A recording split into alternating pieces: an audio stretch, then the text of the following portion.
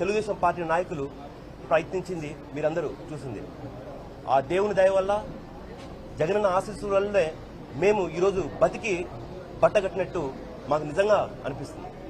అది కాక నిన్న పోలింగ్ కేంద్రాలను ఒక ఊరు నుంచి ఒక ఊరుకు కేవలం ప్రజలను భయభ్రాంతులు చేయాలి, ప్రజలు ఓటింగ్ రావద్దు, వాళ్ళ ఓట్లు కూడా మేమే వేసుకోవాలి, రిగ్గింగ్ చేయాలి, ఎట్లయినా సరే పులివెంద బై ఎలక్షన్ మేము గెలవాలనే ఉద్దేశంతో ఒక పోలింగ్ కేంద్రం ఒక ఊరు నుంచి మరొక ఊరికి అంటే సుమారుగా 2 నుంచి 4 కిలోమీటర్ల దూరంలో పోలింగ్ కేంద్రాలను మార్చబడుతుంది.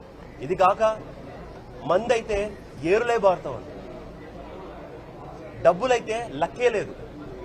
5 కోట్ల 10 కోట్ల 2 కోట్ల వాళ్ళకు తోచినంత దోచుకున్న ధనమంతా ఈరోజు పులివెందులలోని జెడ్పీ ఎలక్షన్లో ఖర్చు పెడుతున్నారు. ఇదంతా ప్రజలను భయభ్రాంతులు చేయాలి, రిగ్గింగ్ చేసుకునైనా సరే మేము ఎలక్షన్ గెలవాలనేసి ముఖ్యంగా ఈ తెలుగుదేశం పార్టీ నాయకులు ప్రయత్నిస్తున్నారు.